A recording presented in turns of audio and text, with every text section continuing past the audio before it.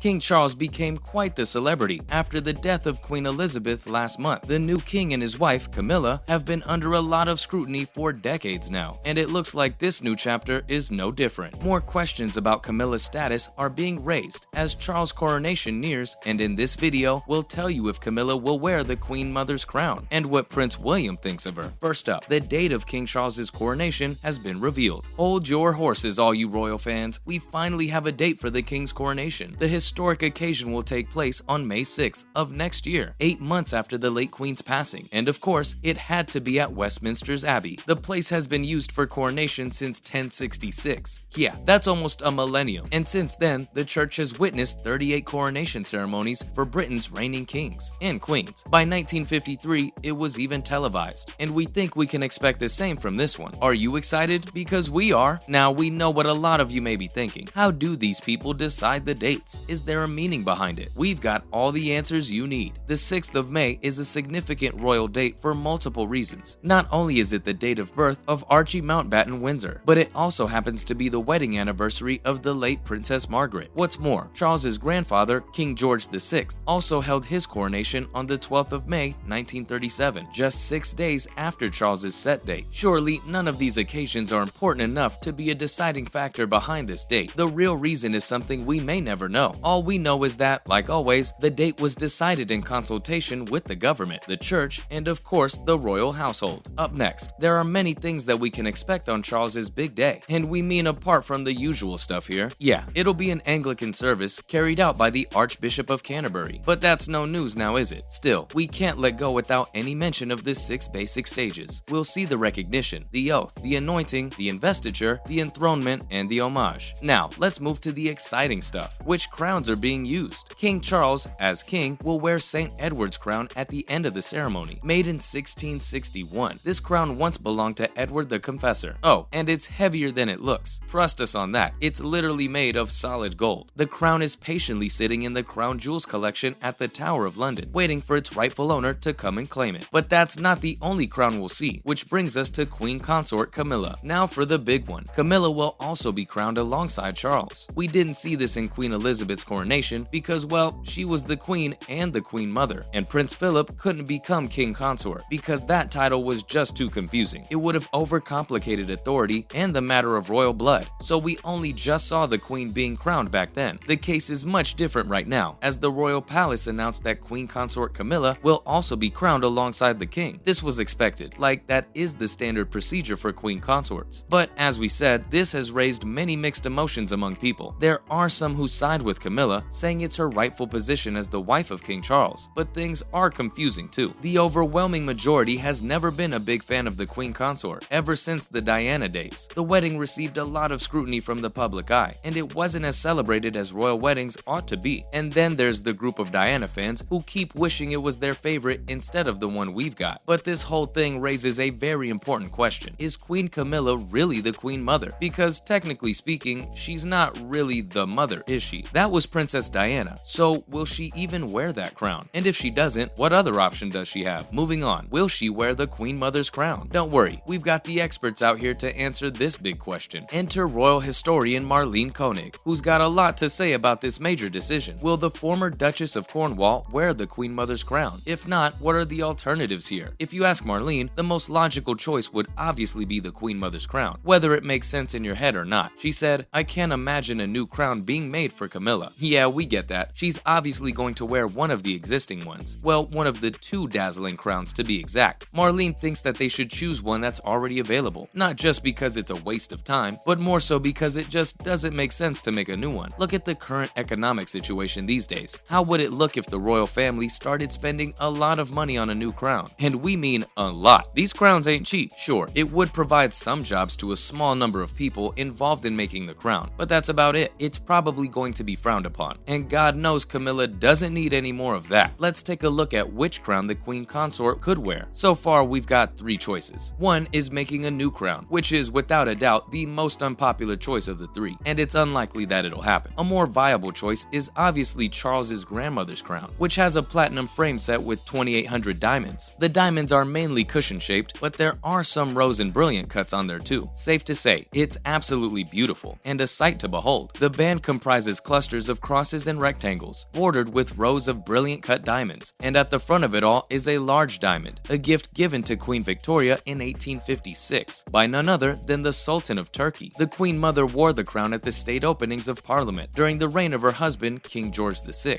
and we've seen it once more at the coronation of her daughter, the late Queen Elizabeth II, in 1953. We don't know about you, but we'd love to see this crown more. Now, she could also wear Queen Mary's crown. Another option could be Queen Mary's crown. This regal jewelry is composed of a silver frame lined with gold and set with 2,200 diamonds that are mainly brilliant and rose cuts. As most old crowns go, this one is fitted with a purple velvet cap and an ermine band. Queen Mary's crown was designed for the 1911 coronation of her husband. It has been described as a crown that has no jewels except for diamonds, and the diamonds themselves just cluster together as if their only support is their own light, seemingly inspired by Queen Alexandra's crown of 1902. If you ask us, both of these crowns are extremely beautiful and would look great on the former Duchess's head. But really, keeping economic conditions aside, seeing a new crown won't be as bad as we think. A modern 21st century crown, there's nothing quite like it. Guess we'll have to wait and see which one makes the cut. Next, some details on the Queen Consort's relationship with her stepsons. We've talked about the official side of things. Now, it's time to shake things up a bit. For this, we bring you all some interesting insight into Prince William's kinda strained relationship with his stepmother, Queen Consort Camilla. He may view her as his stepmother because, legally speaking, that's who she is. But that doesn't mean she has any relation with the older prince's children. A little secret that we're bringing you from the pages of the royal author Angela Levin. Angela wrote her book Camilla, From Outcast to Queen Consort, which uncovered many things that we suspected but didn't really know for sure. She writes that William has made it clear to her that Camilla is just the wife of his father, and that she isn't and won't ever be a step-grandmother to his kids. These young children know two grandfathers but only one grandmother, Kate Middleton's mother, Carol. And finally, Camilla has no issues with how William feels. The Queen Consort has never tried to take any responsibility as a grandmother to the Cambridge's children. She knows where she stands and is very okay with it, at least according to Angela's book. At the same time, Kate's parents, Carol and Michael Middleton, are very close to the family, so Camilla probably knows that they don't need any more help. Carol especially shares a very close and comfortable bond with Prince William, where he feels very secure, and we're glad the Middleton family taught William how a loving and supporting family structure actually works. That's a wrap for this video. Which crown could the Queen Consort wear on the big day? Let us know in the comments below. Make sure to give this video a thumbs up and subscribe to our channel for more videos like this. Thanks for watching, and we'll see you in the next one.